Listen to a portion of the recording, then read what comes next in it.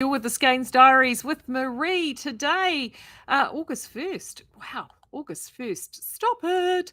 August 1st, 2022, on a Monday here with the Skeinz Diaries. Sorry I'm late. Monday mill day.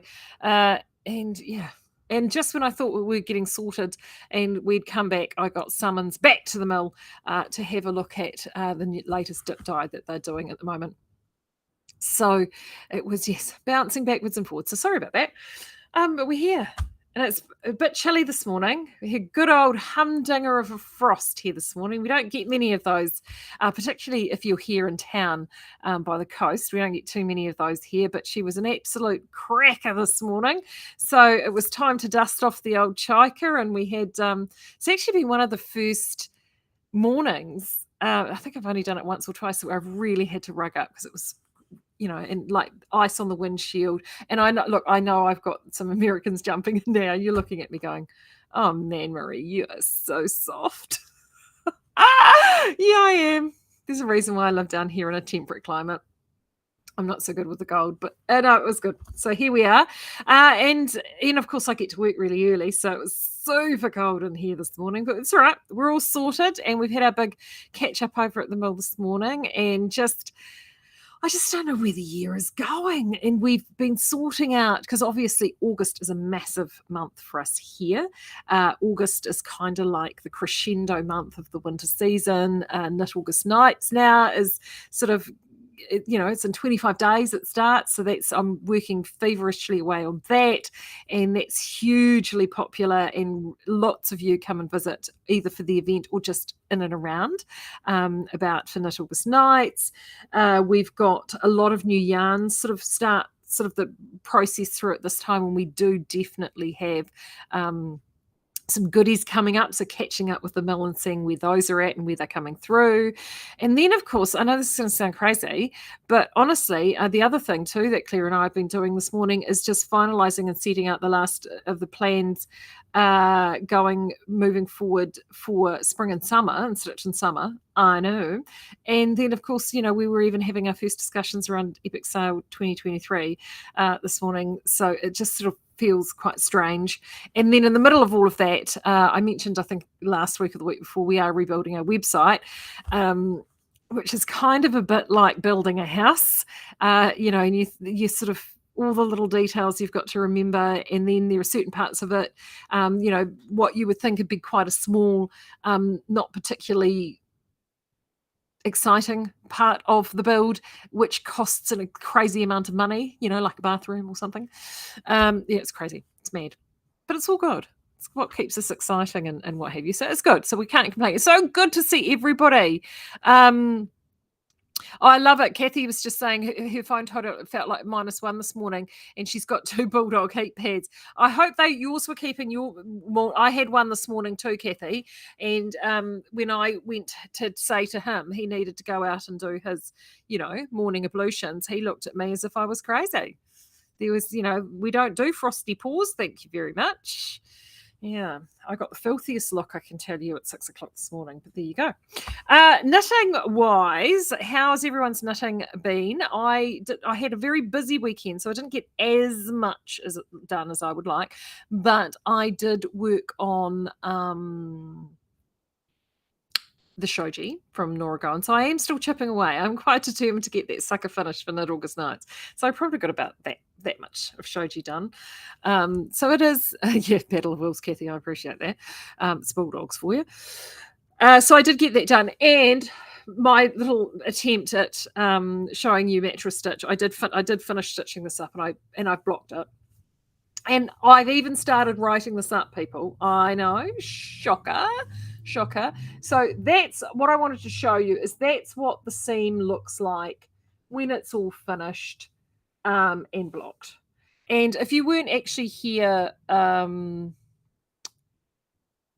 last Thursday, I had an attempt at actually moving the camera to show you some mattress stitching from this new hat. So to fill you in, if you weren't here last week, to fill you in, this is the Southland Amal. This has now just come in. This is the natural. So the Southland Amal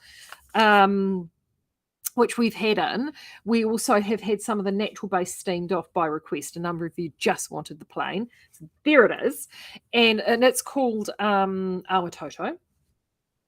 There's a reason it's called Awatoto. And the reason it's called Awatoto is this is actually where, so Awatoto, if you don't know Napier at all, is actually on the beach as you head in. If you come in around the coast into Napier from Hastings, so you go through Clive and then you go over the river, and then Awatoto is that section. It's actually predominantly an industrial section, and we called it Awatoto because that's where the Cavalier plant is, and it's sort of being natural, and Cavalier is there, and we have a great relationship with the team over at Cavalier. So yes, that's what's called Awatoto, and it's also like this stony beach, and it just sort of feels very beachy. Anywho, so that's it there. So instead of knitting a swatch, which I did do, I had some left over, and I thought I'd make a beanie. And I decided not to dig out any of my regular beanie patterns, and I just made one up on the fly. And I did this one because I wanted to do two reasons. One, I wanted to do a beanie that was seamed, for those that don't like knitting in the round.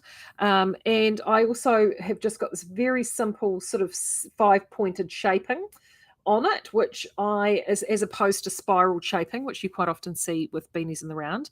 And I wanted to show you mattress stitch. And actually, as you can see, when mattress stitch is executed, I'm not going to find where it is.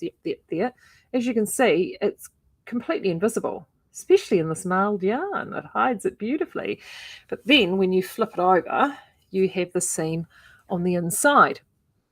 Now, the other interesting thing, and if you do mattress stitch like this, the way I do it, which means that you leave a full stitch, like a full line of stitches on either side, you actually, and as you can see with blocking, that's actually a really, really neat seam. And actually, even the sweater that I've just finished for my husband, the Limerick sweater, has actually an exposed seam, which is those two stitches there. So I mattress stitched his, and those two, they had it set up as a selvage. So you can actually turn that into a feature if you do it, neatly and nicely. And it's and it looks lovely. So that's where I'm at. I have blocked it, and it is because, of course, I do it to fit my big muggin, and I like hats with a little bit of room and slouch because I often pile hair up into there and all sorts. But I appreciate that this is actually probably at the large end of things. So I'm going to do a bit of grading and just scale it back just to different sizes, and then I'm going to write it up and give it away, because that's what I do. She says that. It may not happen, but I'm nearly there. I've actually written quite a bit on it. And then, you guys can whack up some beanies as well. I mean, I don't know. The grading could be all absolutely rubbish. You guys can let me know that, and I can change it. But that's the plan. So that's the plan. So I did that over the weekend, and then I did some work on the shoji over the weekend. So that was awesome. And I now need to be super monogamous because I've got to get that finished. It is so important that I get that finished. So that's where I'm at with that. What else? And Knit August Nights, I'm just going bonkers trying to get everything sorted for Knit August Nights and getting everything done. And of course, the hard part too is already, even though I'm starting to, tick away at the shoji, and I'm getting, everywhere, like everywhere I went on the weekend, like I'd go places with my friends, and I'm literally, because it's quite bulky now, and if I can burgle a few rows, I'm burgling them because I want to get it done. But my mind is already going to the next patterns that I want to knit. And there's a cardigan that I've already identified that I want to knit.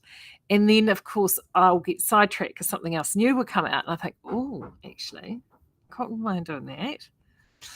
So I need to stay focused because I do know what I want to knit next. And I'll tell you about that when I get to it. Because I think it's something that you guys might enjoy knitting too. However, I did have a wee glance this morning on the RAV, which I quite often do on a Monday just to see what's rolling around. And I think I mentioned this last week. But one of the patterns that came out last week was the Garter Marler cardigan by Stephen West. And he has designed this cardigan there we go.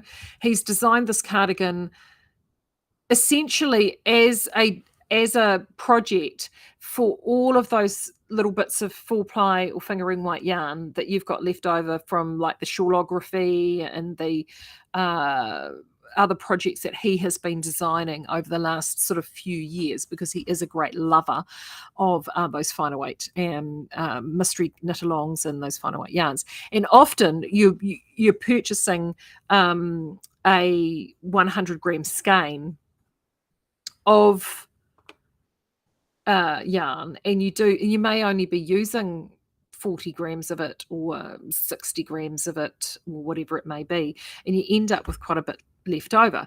And I think this is a really great idea that he's gone and done. He's gone and created this cardigan to use up all those scrappy bits and pieces that you accumulate over time.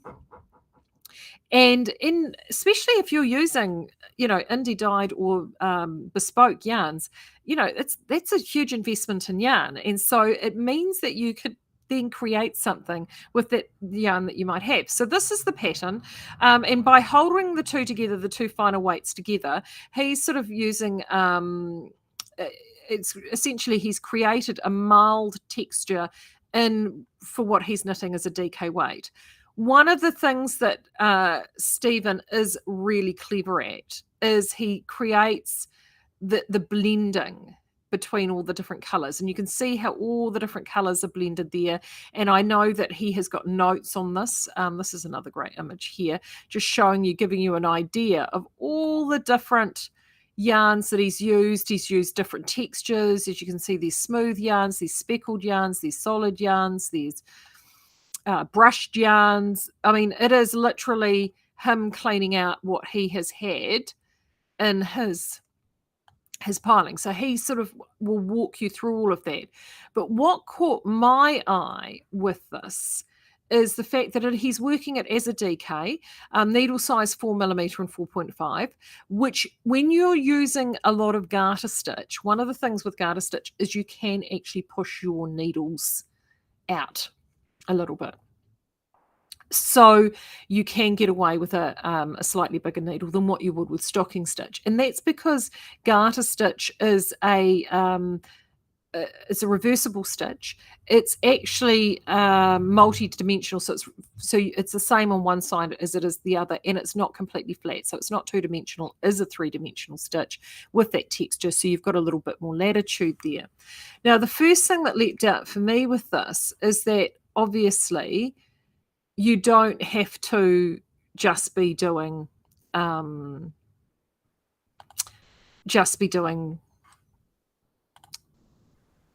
fingering. Sorry, brain went offline there for a second. Because he's also put in here yardage as well. You don't actually have to be just been doing fingering yarns. There's absolutely no reason why you couldn't do that project using, if you're a person that's not a big user of fingering weight yarns, but you use a lot of DK weight yarns and you've got leftovers of DK weight. So you just wouldn't have to marl, but you could blend between the two different techniques and then playing around with the different yarns. And you can play around and blend, whether it be blending, because with garter stitch, obviously, as you know, and have I got anything here that's knitted in garter stitch to show you? Probably not. To get a full sort of round of bumps, that's 2 rows, right? So you can actually play around with a bit of blending. If it's like in the round, you can sort of do one round with one and one with another. So then that way you've got half your garter bump in one colour and half in another colour. There's lots of different things that you can do. And one of the things instantly I thought of with that cardigan, if you're wanting to get that mild effect, but you've got DK and you don't necessarily have fingering weight yarn, this is where Pulse, I think, will become your friend, because Pulse is already a mild yarn created as a yarn within its own structure, so it's already a marl, and you can start sort of blending. So whether it be you're using something like Southlander marls and you're wanting to sort of blend those, or you've got pulse, or you're wanting to go pulse and Southlander, you can actually mix and match amongst different things. You may even have, and I'm just pulling out some old ones because they're sitting here. You may even have sort of some leftover. These are some of the some dips. You could have some of these, a couple of these dips, and you want to sort of blend stuff through.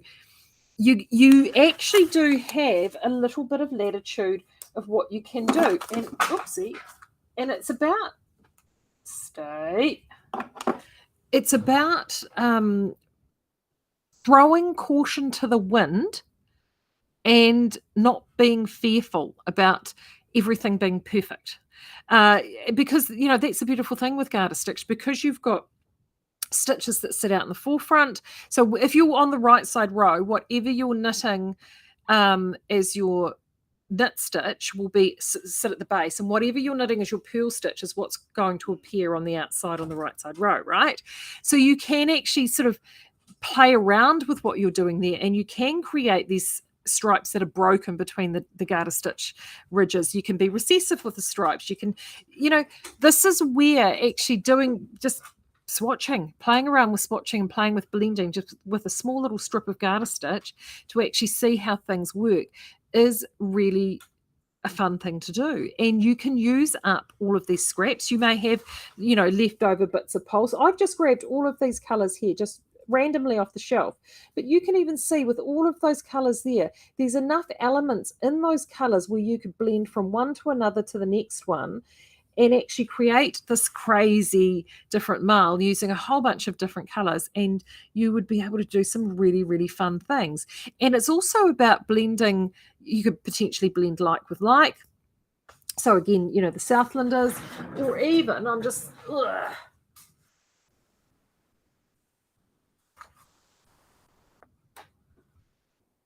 So I've just grabbed these because these are from my little private stash. So these are all just DKs, literally just pulled them out of the bowl. DKs, all sort of well, actually they're not all hand dyed because a couple of these are cascades.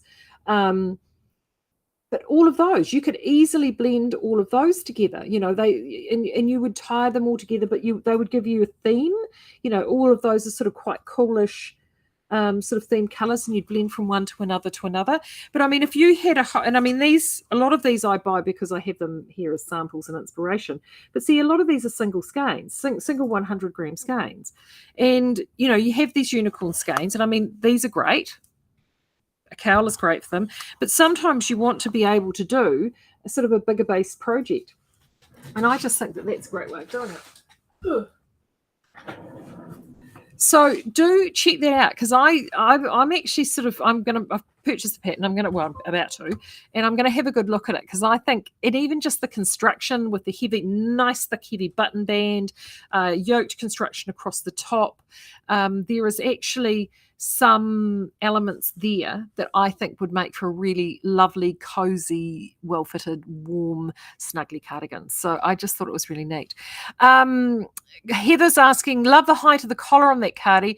Would the stitch size be the same if I did the body and stocking stitch rather than garter stitch, or do the two types of stitches make a different size fabric? The short answer to that, Heather, is yes, they do. So that is where you will need to swatch. And what you will need to do is you'll need to do a garter stitch swatch and check your gauge, and a stocking stitch swatch and check your gauge and see what the difference is. You will generally find that your gauge on the garter stitch will be bigger than the stocking stitch. And I'm just seeing what gauge he's got here. He's put in here a gauge of 20 stitches. Actually, that's over 10 rows. It's about the same. But I have found that has often your tension can alter if you between the two, not dramatically, but it can. And you also got to remember you get more give and squish in garter stitch, because obviously it's as I said, it's a three-dimensional fabric that it creates.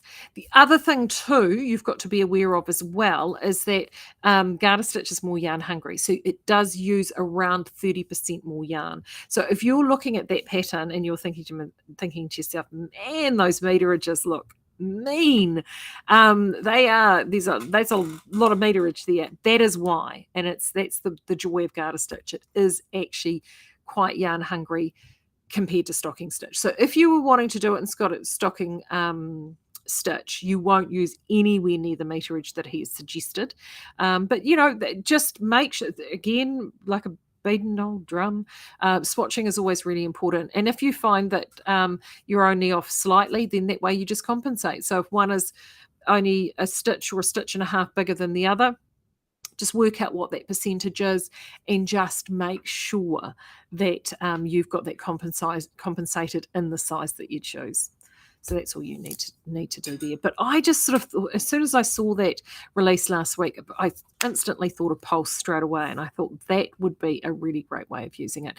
And again, this is the way that you can play around with and actually use things that you've already got. Right?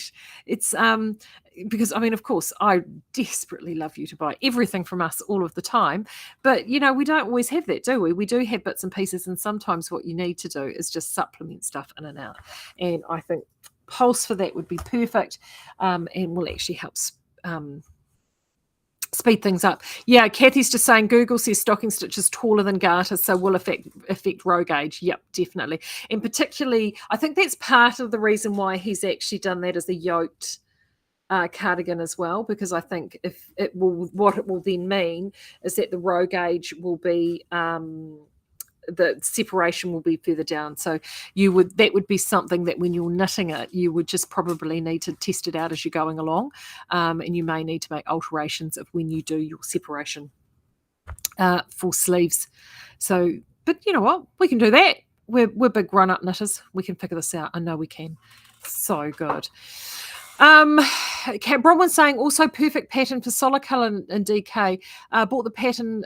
Yeah, it is. Look, I just think I like the shape. I like the structure. I love the fact that he has completely different color buttons down the front of it. I think that's heaps of fun. I love all that kind of stuff. So it's certainly, and it's quite wearable. A lot of his stuff is quite out there, and they're fun to knit, but they're not necessarily, I mean, let's face it, we're not all rocking penguino jackets, right? But I think that one is it is still fun. It's still quirky. It's still very Stephen West, but it's actually something really, really wearable for us on a day-to-day basis, which I thought was awesome. Now, speaking of wearable, this is the other person I wanted to talk to you about today. And is this going to let me do that? No, of course it's not going to let me do that. Let me go back to where I was at. I was having a look at different elements and different things to use in terms of with the yarns that we've got coming out in different designs. And I've mentioned before, trying to go down into the rabbit hole of finding what it is that you want to find is it's nigh on impossible, right? We're always forever having to look for different things, and sometimes it's easier, instead of looking for an item or a garment, is to actually dive in with designer. And I just sometimes feel that it's easier to narrow your options down when you're doing that. One of my favorite ones to do that with is Isabell Kraemer. She has got, let's just increase this view up, shall we? There we go. She has got a design collection that is fantastic. She's actually, I'll just jump in here and we can, oh, come on, we want to. Go on, there we go.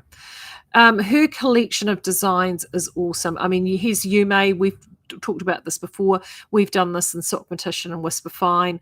But what I love about a number of her designs, they're very classic, contemporary, wearable. She'll often do short and long sleeve versions because she appreciates that everybody lives in different places.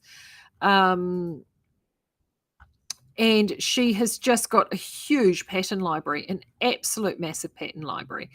So there is all of these different designs, from shawls to absolutely, I mean, gorgeous color work. I mean, look at this. I mean, this is from 2017.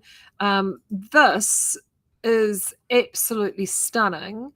If you were looking for something to use Southlander sport in, and the new Truly Myrtle sport shades, I mean, look at those. They are just utterly gorgeous.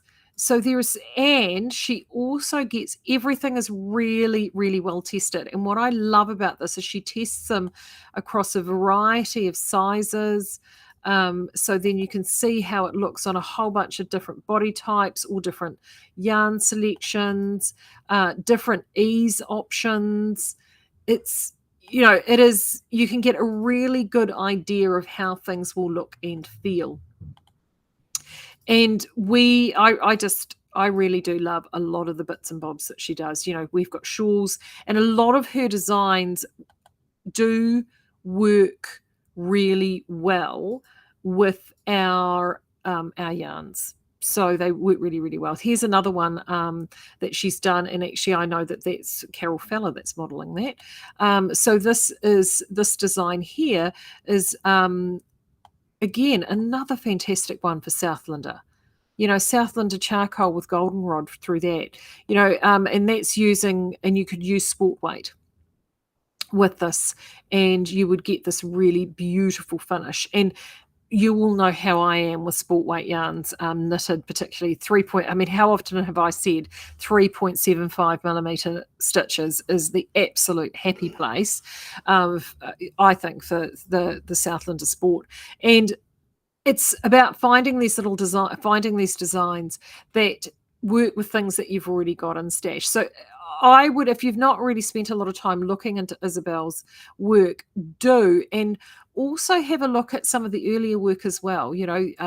She's received a lot of attention from some of her later collaborations, but some of the earlier work is amazing. This was one that leapt out. This is from last year. This one leapt out at me again, another sport weight yarn used, and I just love that. It's the natural. I love this textured stitch through the front. Again, that in the new Southlanders, any of the Southlander sports that we have would look amazing. If you want to do it in solid colors, the cozy, you could do it in cozy, but there are so many different options there. And I just think it's, when you're wanting to get some inspiration and you're struggling to find something, often diving into a designer option is really, really good. And I think it will just, it will just help simplify what you're searching for.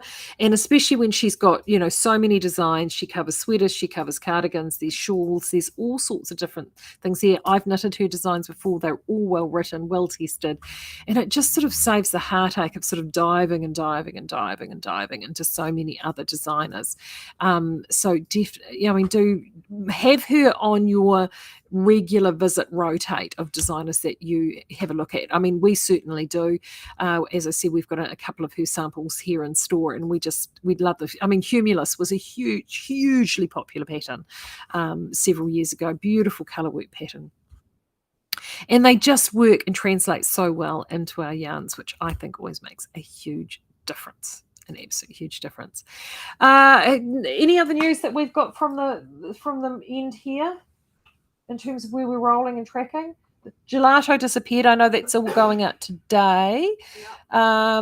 Restocks. Was there anything? Did Trevor have anything over there? I saw there's a few Purindales, Southlanders that might come through. Oh yes, there are a few Southland. Yes, there was Loganberry, wasn't it? Loganberry and Lake Blue. Yes, so there are a few of those actually coming in, which is good news. And other than that, we're just literally, I'm going to get off now. Claire and I are in full planning mode for the remainder of the month. Still lots of good Midwinter Stitchmas fun to be had between now and Knit August nights. And then, of course, we always have a great celebration for Can. So there's plenty of fun knitting and fun yarn to have between now and then, which is great news. I will be, of course, first week of the month. I will be catching up with Ethan. Well, I say that. I haven't actually spoken to him in the last few days. But, pretty certain we will be, because we need to have the Skeinz Diary unveiling of the Baudelaire. And if you don't know what I'm talking about, do check out the Outlaw Hangover and Breakfast Bourbon to see the beautiful new canine companion that is now at Outlaw HQ. He's absolutely adorable, and we need to have him on the show on Thursday. So I'm looking forward to that. But until then, have a great rest of day and rest of week. Get your stitching done, and hopefully, fingers crossed, I'll get a hat pattern out in a very short space of time, which will be good news, wouldn't it? Until then, take care.